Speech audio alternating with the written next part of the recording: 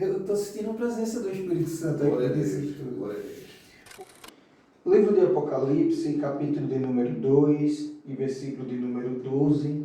A palavra de Deus nos diz assim: E ao anjo da igreja que está em Pérgamo escreve: Isto diz aquele que tem a espada aguda de dois fios. Pai do Senhor, meus irmãos, está começando aqui mais um vídeo no canal Os Remanescentes. Nem como foi lido aqui, nós iremos falar sobre a terceira carta à igreja de Pérgamos e como foi prometido, trazer sempre um irmão, um amigo para estar aqui dialogando sobre a palavra do Senhor.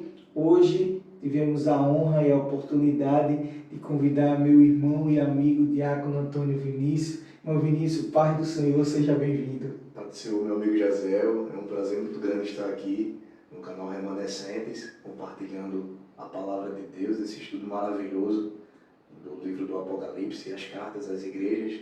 Eu me sinto muito feliz e honrado, a nossa amizade de longa data. Sim. Não é isso? E nós também queremos enviar uma saudação especial para todos os que acompanham o canal Os Remanescentes. Que Deus abençoe a todos em nome de Jesus. Deus abençoe nosso irmão Vinícius e que não é a última, né? Vai vir mais vezes para cá para a gente conversar. Em nome de Jesus.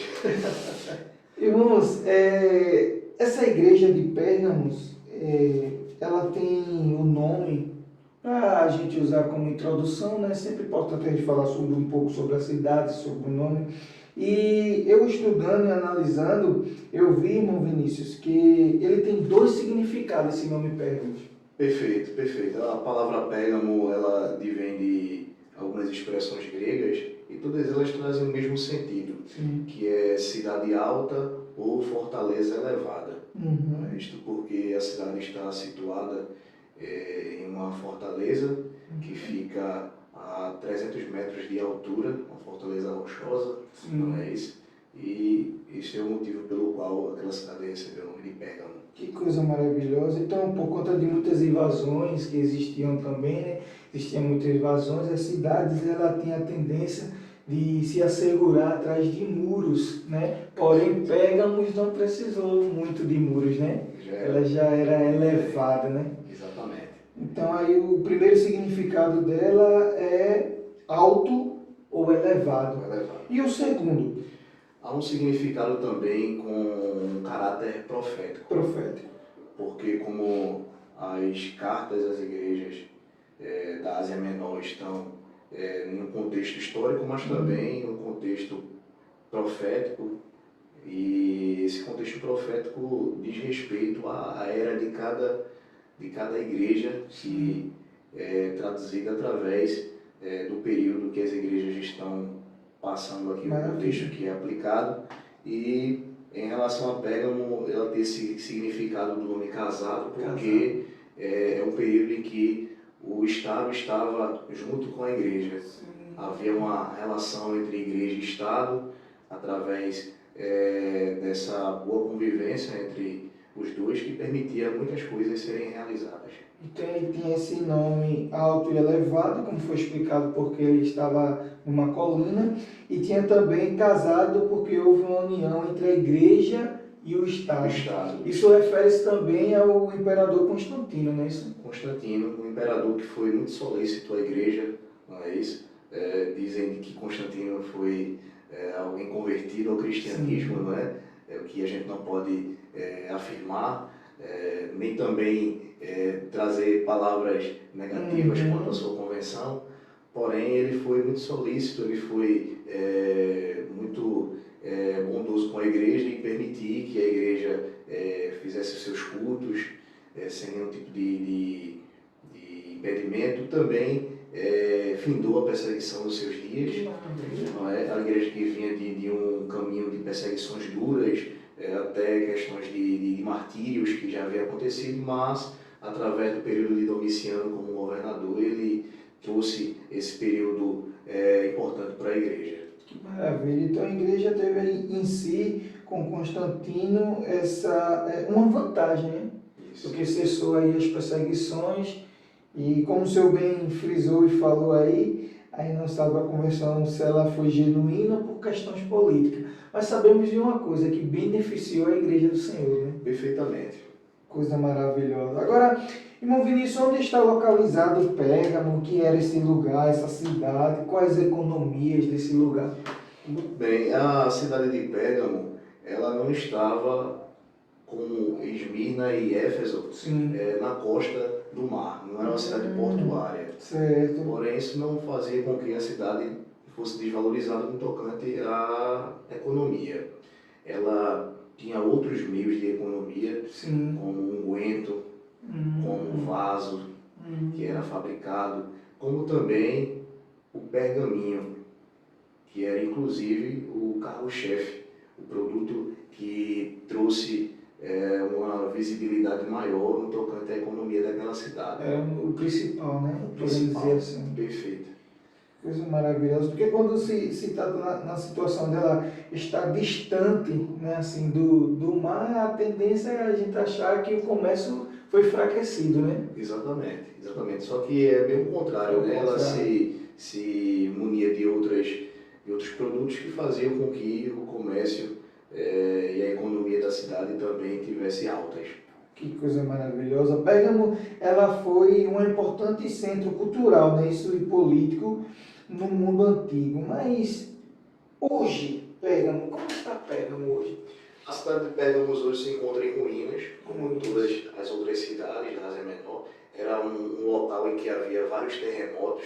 Sim. E isso fez com que aquelas cidades estivessem em ruínas, porém há locais que podem ser visitados de forma turística, como por exemplo o teatro que havia naquela cidade. Era muito interessante porque ele tinha uma inclinação de 70 graus.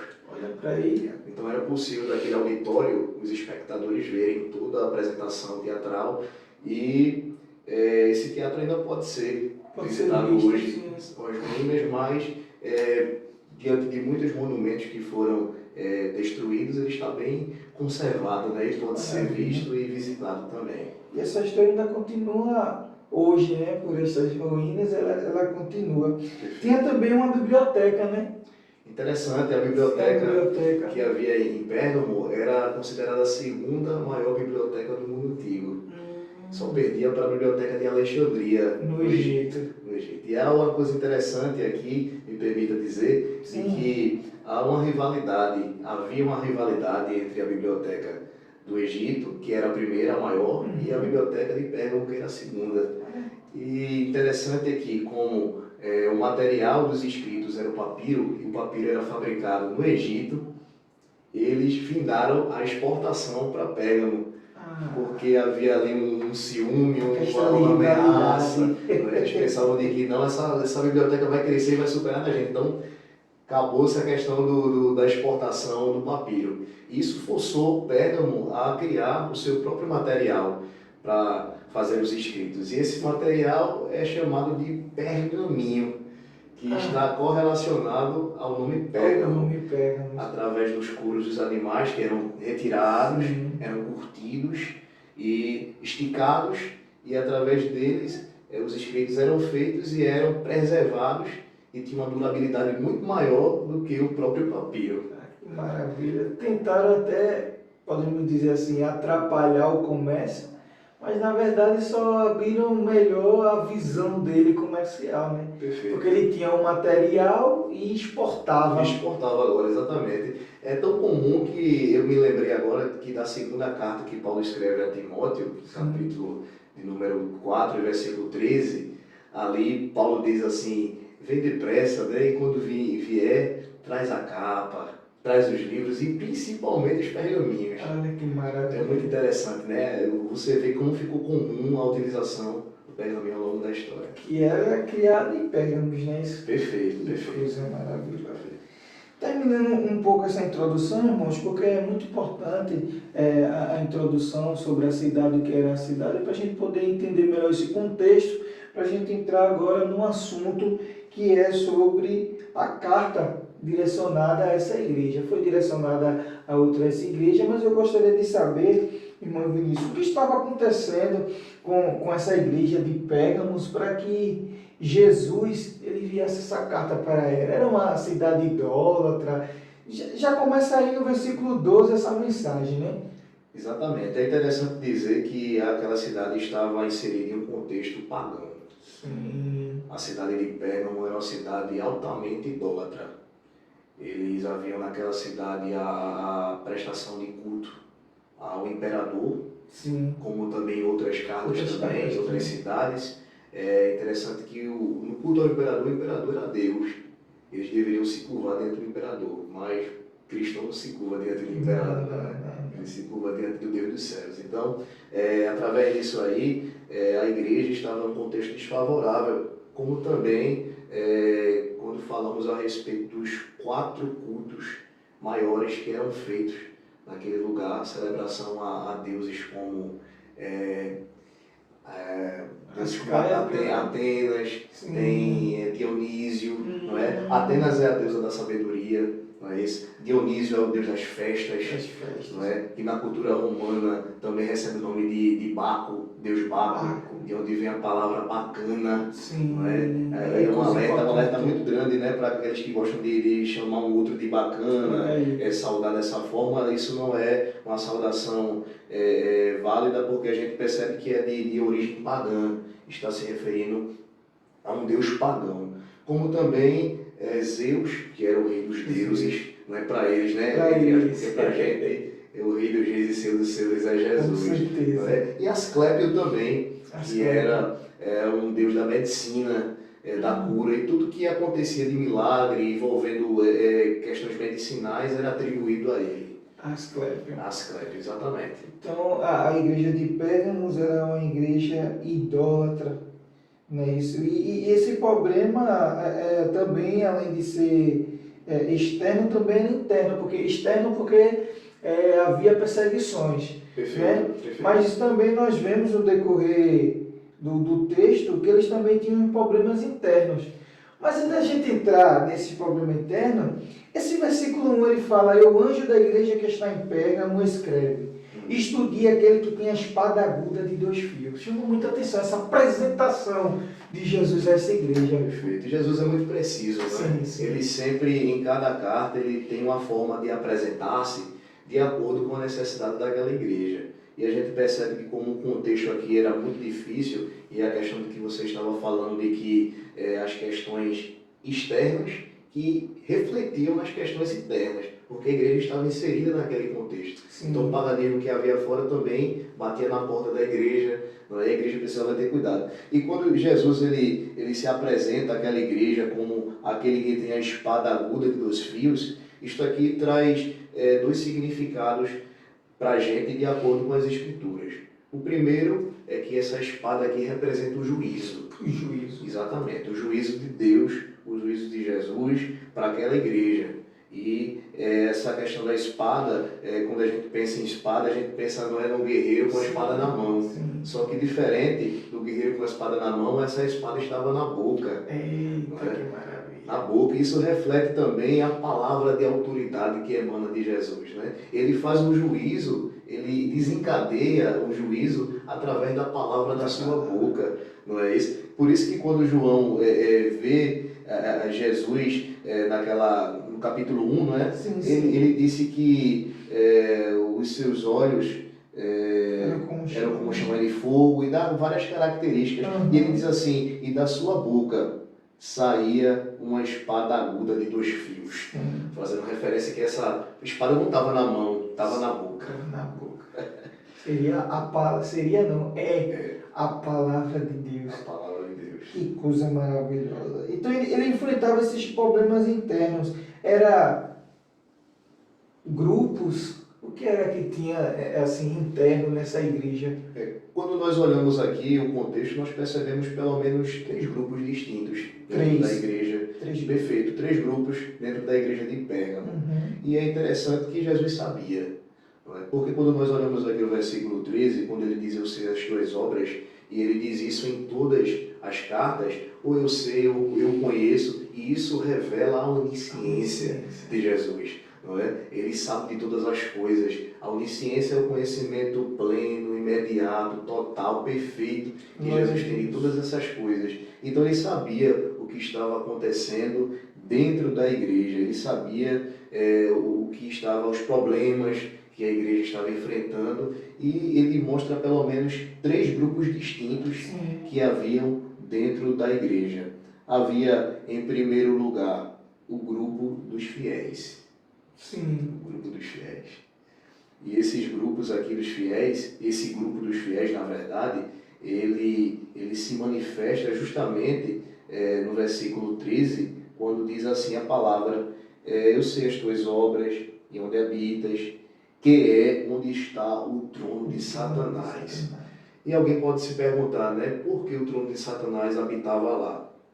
Alguém pode dizer assim, será que Satanás desceu do segundo céu e veio estabelecer o trono em Pérgamo? O trono literalmente, ele estava sentado lá? De forma alguma, né? Aquilo ali é a revelação da dominância do maligno naquela cidade. Como a cidade era muito entregue à idolatria, ao paganismo, ao sincretismo religioso, tudo isso fez com que Satanás exercesse domínio sobre aquela cidade, e trono fala justamente disso, domínio, reino. Não é? O reino das trevas estava prosperando ali, porém, havia um grupo dos que retinham o nome e que não negaram a fé em Jesus Cristo. Era o grupo dos remanescentes. Muito bem. O grupo dos remanescentes, né? Eles não apostataram da fé. Não apostataram. De forma alguma. Mesmo diante daquela hostilidade ao Evangelho, das perseguições, eles mantiveram firme a fé no Senhor Jesus. Glória a Deus. Glória a Jesus. E aqui ainda no versículo de número 13, ele ainda fala sobre um servo do Senhor, né? Que diz que, no versículo que o Senhor leu essa parte, e retens o meu nome, não negaste a minha fé, ainda nos dias de Antipas, minha fiel testemunha, o qual foi morto entre vós, não é isso? Isso. Onde Satanás habita. Quem era Antipas? É interessante dizer de que Antipas, ele era um líder da igreja. Era o líder. Era o líder da igreja de Pérgamo. E o que podemos dizer a respeito de Antipas é que o próprio Jesus deu testemunho dele. Testificou por isso. Isso aqui é extraordinário. Isso é muito forte. Eu, quando estava estudando sobre isso aqui, isso veio ao meu coração. Será que Jesus pode dar bom testemunho de nós? Não é? Isso já cabe uma aplicação para todos os que estão acompanhando. Não foi João que disse de Antipas. Foi João que chegou e disse assim, não, Antipas é fiel testemunha. Não. Jesus, é o próprio Jesus dizendo, ele é minha fiel testemunha. Não é? E a gente foi chamado para quê? Lá em Atos capítulo 1, versículo 8, né? E ser-me-eis testemunhas. Não é? Ele foi a fiel testemunha naqueles dias de perseguições, e ele também mostra, não é? Me permita dizer que ele também mostra de que aquele que não nega a fé, aquele que é fiel testemunha, ele está disposto a ir até as últimas consequências por amor a Cristo. Ele está disposto a enfrentar o martírio. Ele está disposto a enfrentar as dores, os sofrimentos, as perseguições, mas permanecer fiel no Senhor. Aleluia. Para ser aprovado por Deus. Então, irmãos, por mais que, glória a Deus, eu estou sentindo a presença do Espírito Santo aqui nesse estudo. Glória a Deus. Por mais que a igreja seja perseguida, levante-se em leis contra a igreja, uma vez mais eu digo, a igreja precisa permanecer de pé. Foi perseguido Pérgamo, Antipas foi perseguido, mas ele permaneceu fiel e Deus testificou por ele. Oh, glória a Deus. Glória a Deus, glória a Deus. Antipas, irmão Vinícius, que o seu nome eu fico até suspeito de falar, porque esse nome é muito forte. Diga para nós, meu diácono, por gentileza. Antipas já vem de duas expressões gregas, não é? Que significa contra todos. Eita! Ele estava disposto a ir contra todos os que se levantavam contra o Evangelho. Não é? Ele foi até o final, ele foi um mártir, né? Um mártir da igreja. E é interessante que, quando nós olhamos essa verdade aqui, nós percebemos que a igreja, ela reteve o nome e não negou a fé ainda nos dias de Antipas, ou seja, a igreja foi testemunha da morte de Antipas, porque diz aqui, ó, o qual foi morto entre vós. Entre vós. Ou seja, haviam testemunhas oculares, testemunhas auditivas de que Antipas foi morto por causa do Evangelho. Mas mesmo assim, eles decidiram permanecer fiéis ao Senhor. Era contra todos. Era contra todos. Se Deus é por nós, Que será contra nós? Aleluia, aleluia. E o final do versículo ainda diz que ele foi morto entre vós, onde Satanás habita. Isso aqui é uma ênfase, né? É uma ênfase ao que já foi falado anteriormente para mostrar que ele foi morto naquele contexto. Sim. Aquele contexto de muita hostilidade, das trevas, não é, sendo acrescida naquela cidade, avançando, não é? Mas ainda assim a igreja preservava um grupo. Os que estavam fiéis, que permaneciam remanescentes. Os remanescentes. Oh, maravilha. Aí o versículo de número 14 ele continua: mas umas poucas coisas tenho contra ti. Olha aí, ele testificou: eu sei as tuas obras. Não é isso? Isso. Falou sobre Antipas, testificou sobre ele, falou sobre o trono, né? E onde Satanás habita, onde o Senhor explicou que não era direcionado especificamente um trono, mas sim pela propagação que estava do maligno ali no ambiente. E ele diz: mas umas poucas coisas eu tenho contra ti. Não é isso? Porque tens lá os que seguem as doutrinas de Balaão. Muito bem. Jesus é muito compreensivo com a igreja, ele tem uma forma de tratar muito diferente, porque ele começa elogiando a igreja, não é? Sim. Ele faz elogios à igreja, mas ele não se abdica de pontuar as faltas da igreja, os defeitos da igreja, porque nós precisamos que o Senhor pontue os nossos defeitos. E o amor é isso, quem ama corrige. Quem ama corrige. Claro, com certeza. Bem, e ele como um pai, né, castiga todos quanto ama. Quanto ama. O castigo do pai não é para maltratar o filho, mas é para aperfeiçoá-lo, para levá-lo. Repete essa frase por gentileza. O castigo do pai não é para castigar o filho, para maltratá-lo, não é? Mas é para aperfeiçoá-lo, filho. É porque a gente precisa ser aperfeiçoado. Sim. Foi isso que Paulo disse à igreja, aos filipenses, não é? Ele disse: aquele que em vós começou a boa obra, a aperfeiçoará até o dia de Jesus Cristo. Que maravilha! Então, ele vai pontuando para a gente tratar, para que nós possamos nos policiar e corrigir as nossas falhas. Que maravilha! É isso. E tem esses grupos, o senhor falou, grupos que seguiram com fé, tem os grupos que ouviram, né, deram ouvido à doutrina de Balaão, que ensinava a Balaque, né, a lançar palavras de tropeço, né, isso nós encontramos em Números, né? Isso. Em Números. Números capítulo do 22, 23, 24 fala a respeito deste povo, desta ocasião em que isso aconteceu, Balaque, né? esses tropeços que foram lançados. Esse é o segundo grupo, né? Sim. É um grupo que estava dando ouvidos a uma doutrina que não era proveniente de Deus.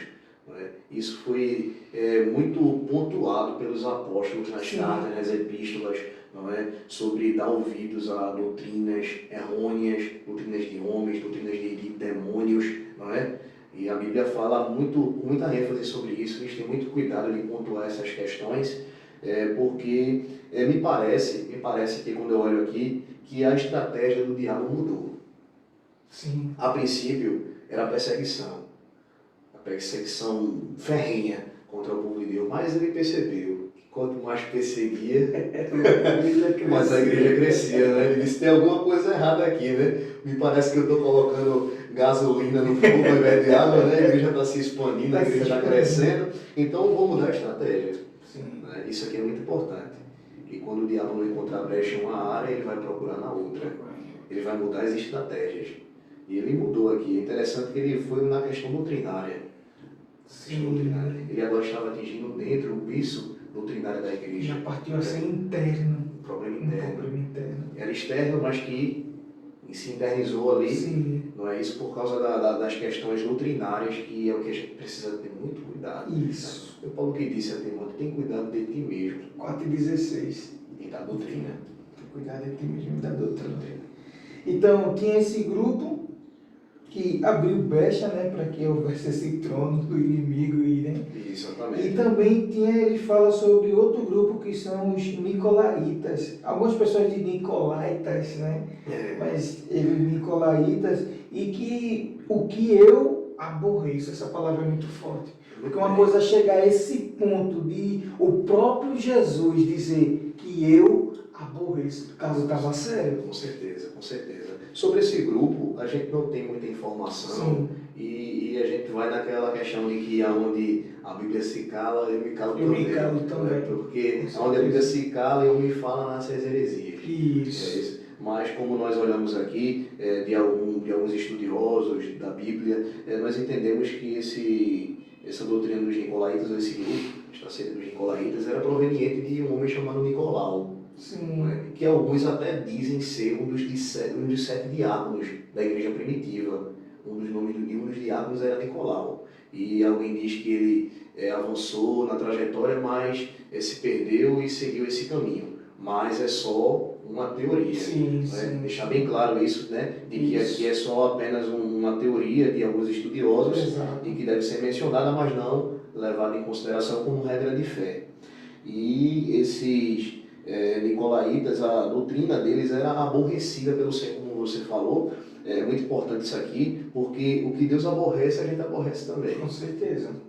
É interessante que não é a primeira vez que ele fala dos nicolaítas. Não. É a primeira vez.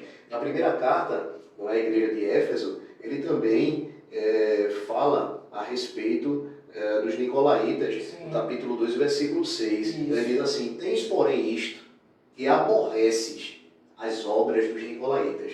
Não é? Aqui, no capítulo 2, versículo de número 15, ele fala sobre a doutrina dos nicolaítas. Sim. E aqui no 6, no capítulo 2, versículo 6, ele fala sobre as obras dos nicolaítas. Então ele aborrecia a doutrina e obras.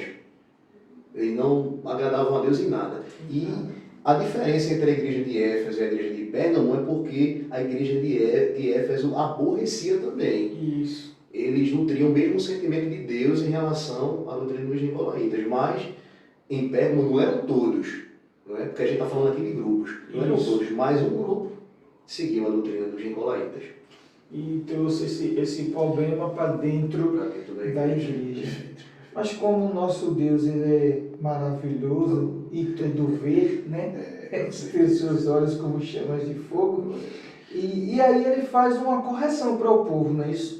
Versículo 16, arrepende-te, pois, quando não, notamos aí, né, que tem uma vírgula, pensa, quando não, em breve virei a ti, e contra eles batalharei com a espada da minha boca. Mais uma vez, né, a mesma expressão se repete aqui. Deus é um Deus misericordioso, compassivo e tardio em irar, diz a palavra, né? As bases do seu trono, uma das bases do seu trono é misericórdia. Misericórdia. É isso? Ele é misericordioso. Então, pela sua misericórdia, ele convidou o povo, convocou ao arrependimento. Ele sempre dá a oportunidade de homem se arrepender. Sempre. Por exemplo, em relação ao Evangelho, Jesus, um pregador nato, o maior pregador da história, ele disse: arrependei-vos e crede no Evangelho. Ou seja, o arrependimento está em primeiro lugar, e o arrependimento abre as portas para a restauração, não é? Para tudo aquilo que vem de Deus, de novidade para a nossa vida, vem mediante ao arrependimento dos pecados. Aquela oração muito famosa, não é? Que Salomão faz ao Senhor, e em resposta, não é? Ele recebe de Deus a palavra: se o meu povo, que se chama pelo meu nome, se humilhar, buscar minha face e se converter dos meus caminhos, então eu virei do céu, perdoarei seus pecados. Arrependimento. Muito bem. Que maravilha. Então, no caso, eles batalharei, virei contra eles, né? Batalharei com a espada da minha boca. No caso, ele ia combater a falsa doutrina com a sã doutrina. Com a sã doutrina. Perfeito. Que coisa maravilhosa. Com a cura. A morte com a vida. Sim. E lembrando os irmãos que não era uma espada literal. Perfeito. Era a palavra de Deus. Que coisa maravilhosa. Com certeza. E que com a palavra tudo se foi feito. Perfeito. Eita, glória a Jesus. Aí no final ele diz que tem ouvido ouça o que o Espírito diz às igrejas e ao quem vencer. Aí trata-se de galardão, né? Pela vitória, aquele que venceu a perseguição, não se dobrou diante da doutrina dos nicolaítas e etc. Vai ter aí a vitória final. Com certeza. O Deus que elogia, o Deus que pontua defeitos, ele também faz promessas. Não é? E ele é fiel para cumprir. Depois de um arrependimento, ele convoca o povo para se arrepender porque ele quer que nós venhamos ao arrependimento. Sim. Ele não quer que ninguém se perca. Com certeza. É isso que está escrito, me parece que na segunda epístola de Pedro, capítulo 3, ali em diante, ele fala sobre isso. Não querendo que nenhum de vocês se perca, mas que todos venham ao arrependimento. Não é isso? Então, ele, depois de convocar o povo ao arrependimento, ele diz: quem tem ouvido ouça o que o Espírito diz às igrejas. É um chamado à atenção, não é? É um chamado ali à convocação da palavra que está sendo dita. E ele diz assim: ao que vencer. Isso aqui é interessante pontuar aqui, porque isso aqui é para vencedor, né? É para quem chegar no fim, né? Daniel disse: tu, porém, vai até o fim. Eita, Jesus. Paulo disse: combati o bom combate, acabei a carreira, ou seja, foi até o fim. Foi até o guardei fim. a fé. E essa promessa aqui não é para perdedor, não. Não. Essa promessa é para vencedor. Para vencedor. E você é mais do que vencedor. Permaneça firme, Perfeito. Permaneça firme. Infelizmente, ainda existe. Às vezes ela está polemizando de novo. Não, a palavra de Deus. Infelizmente, hoje em nosso meio ainda existe pessoas, né, que tentam distorcer a sã doutrina e a palavra de Deus. Por isso, irmãos, uma vez mais eu digo: meditem na palavra. Porque quando chega a coça, eu amo muito, eu gosto muito de citar a coça. Ela não bebe água de qualquer tipo de fonte, não. De qualquer lugar que viu, tocou. Não, ela bota seus ouvidos ali na terra e escuta a nascente. E onde está a nascente? Está aqui, irmão. A palavra de Deus. Glória a Deus. Não se perca, não se deixe ser levado por falsas doutrinas, não, irmão. A maior doutrina está aqui. A espada. A palavra, não é isso? Então, quem tem ouvido, ouça o que o Espírito diz às igrejas. Isso ainda é a igreja de Pérgamo. Com certeza, com certeza. E é o que vencer. Sim. É o que vencer o quê? É o que vencer. Aí ele faz a promessa. Primeiro, darei eu a comer do maná escondido. Olha aí. Isso aqui a gente precisa lembrar que o maná já foi dado, né? Sim. O maná foi dado na peregrinação do povo. Eles estavam com fome e Deus disse: eu vou mandar maná. Né? E esse maná ele tem alguns aspectos, né? Está escrito de que ele tem semelhança de semente de um tipo de um couve ou algo assim, mais ou menos isso assim. E a expressão que está lá, eu agora esqueci, eu não anotei aqui, mas depois vocês podem conferir aí. Ele tem essa semelhança. E também outra coisa que é branco e tem gosto de bolo de mel. Isso aqui é extraordinário. E alguém diz assim, quando caiu o maná, que quando eles experimentaram, eles começaram a dizer: o que é isso, né? Porque a palavra desce: o que é isso? O que é isso que a gente está comendo? A gente nunca provou, que coisa boa, que coisa maravilhosa. Agora imagina, se esse maná foi bom. Eita. Imagina o maná escondido que está preparado. Escondido. Está preparado. Ninguém vai mexer, não. É lá, a tua porção está lá. A sua porção está lá, meu irmão. A gente vai comer do maná escondido. Sim. Glória a Deus. E tem segundo aqui, né? Não sei se eu já posso caminhar para o segundo aqui. Fica à vontade, fica à vontade. Muito bem. Ele diz: e dali uma pedra branca, e na pedra um novo nome escrito, o qual ninguém conhece senão aquele que o recebe. Essa questão da pedra branca aqui me permita dizer que há algumas interpretações aqui, mas no contexto daquela época fala muito sobre a questão de um prisioneiro, quando era absolvido dos seus crimes, o juiz lhe dava uma pedra branca. Eita, e aquele prisioneiro recebia a pedra branca como um sinal de alforria, né? A carta de alforria. Passe livre. Passe livre, você está livre, você cumpriu a sua... Aleluia. Ele recebia aquela pedra branca ali, não é? Isso tem uma aplicação muito grande na palavra de Deus. Porque nós estávamos presos, não é? Nós estávamos no reino das trevas, mas a Bíblia diz que o Senhor nos transportou do reino das trevas para o reino do Filho do seu amor. E aquele, quando a gente chegar lá, a gente vai receber essa pedra branca como quem diz assim, vocês foram justificados. Era para vocês estarem condenados, mas eu justifiquei vocês. É aquele que era para ser réu, que era a gente foi substituído pelo Cordeiro. Sacrifício substitutivo, né? Ele substituiu ali e ele morreu em nosso lugar. Ele nos deu esse privilégio de estarmos aqui livres.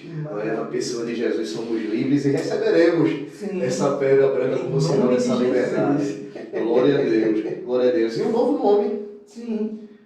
Mas por que novo nome, né? A gente pode dizer assim, novo nome, porque se a gente olhar a narrativa bíblica desde o começo, o Senhor sempre mudou o nome das pessoas.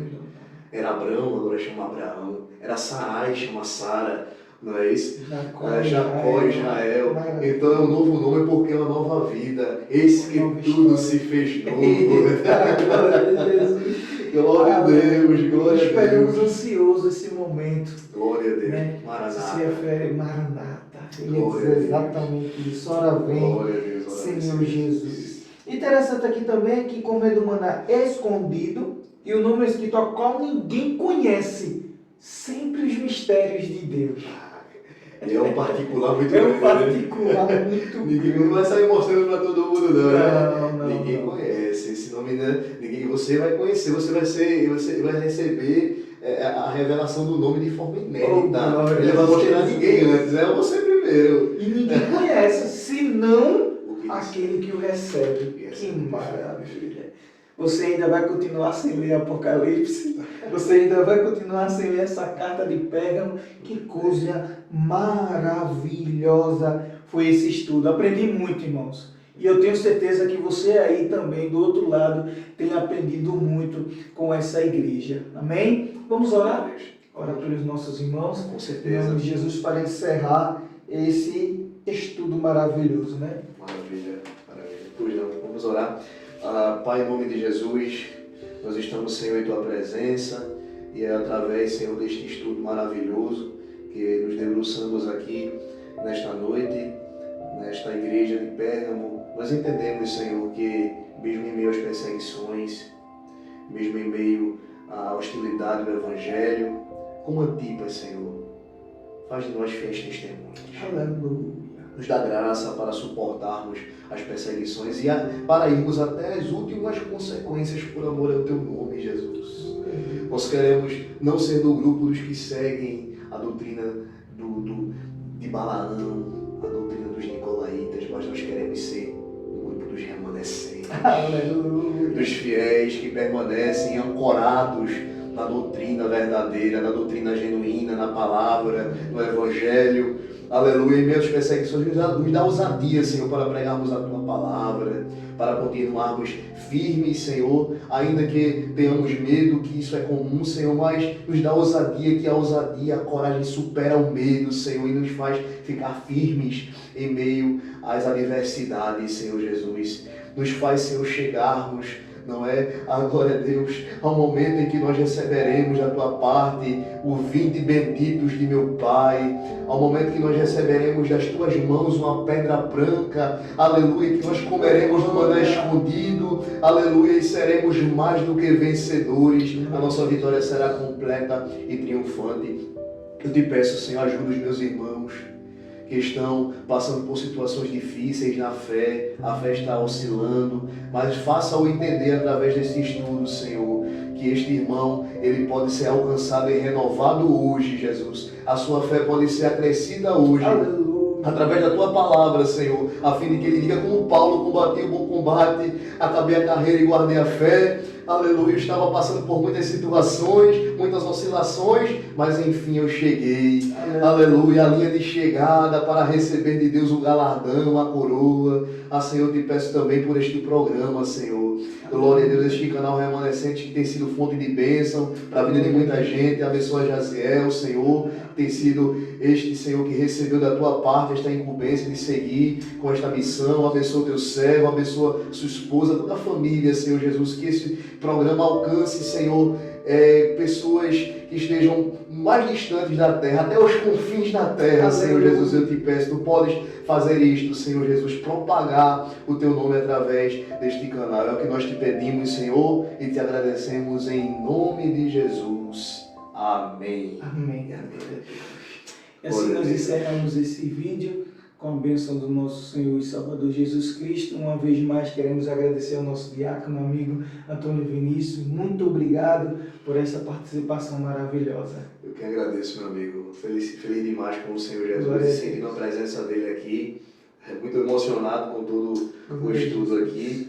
E vamos seguir em frente. Em nome de Jesus. Creio que você também tem sentido aí a presença do Espírito Santo. E é bom lembrar, ainda é a carta de Pérgamos. Muitas coisas ainda vêm aí em nome de Jesus. Sinta-se já convidado para vir mais vídeos. Vamos trazer sim, com certeza, em nome de Jesus. Fique com Deus e até o próximo vídeo. Na paz de Jesus Cristo. Paz do Senhor. Paz do Senhor. Deus abençoe a todos.